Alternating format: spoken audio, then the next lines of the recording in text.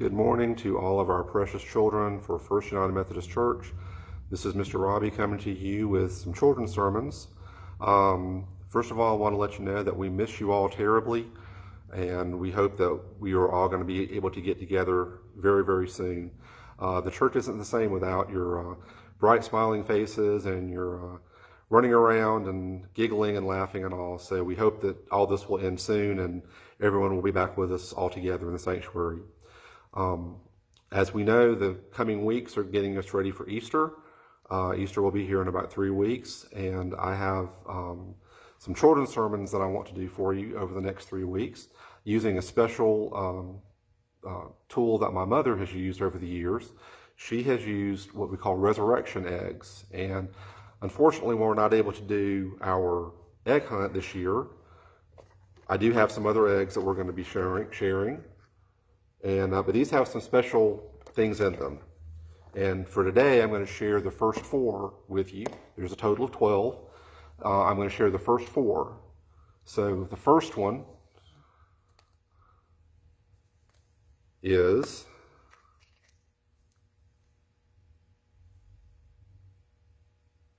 a little donkey.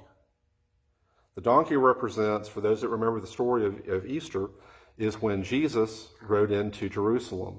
The disciples came ahead of Jesus before he came into the city to try to find a little colt or a little donkey for him to ride on.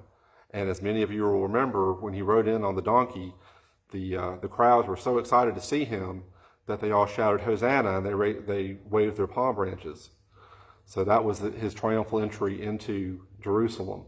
And that was a time of great joy, but we also know it was leading up to great sadness. The second egg I wanted to show you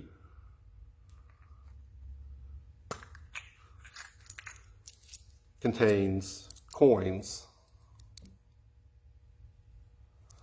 These coins represent the money that the Pharisees gave to Judas in order to betray Jesus.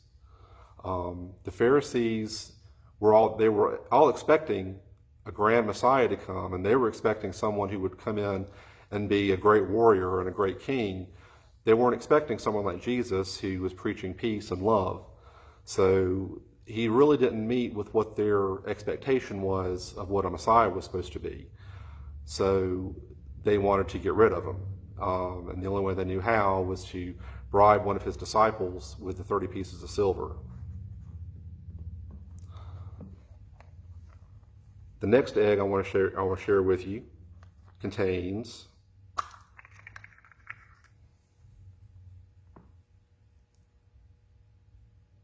a small chalice. A lot of you recognize this cup as something like we use during our communion Sundays. This chalice represents the last meal and the last supper that Jesus had with his disciples before he went to be put on trial and then ultimately executed and crucified. It represents a time when he was with the people who cared for him the most, but it also represents a time when Judas would betray him. And our last one for this week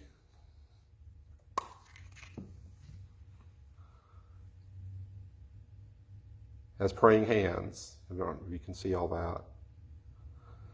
The praying hands represent after Judas left the 12 disciples and Jesus in the upper room, they all went into the Garden of Gethsemane. So that is where Jesus went to pray prior to being arrested.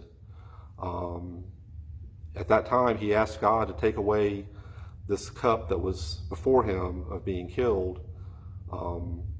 But over the time and talking with his Father and talking with his Lord, he determined that it was his will to follow. It was a very sad time for Jesus because this was also the time when the disciples who were his faithful followers all fell asleep and did not come to his aid and did not come to his prayers. So this was the beginning of a difficult time for Jesus as he was getting ready to be arrested and put on trial. So that will be our first 4 for this week. I'll do the other 4 next week, and then we'll finish up on Easter. So as we're all stuck in our homes this week. I hope you're able to get out a little bit and enjoy some of the sunlight. But just pray for each other, pray for our parents, do all the stuff you're supposed to do in your school, homeschool, and we'll get back together next week. Love you all and take care. God bless.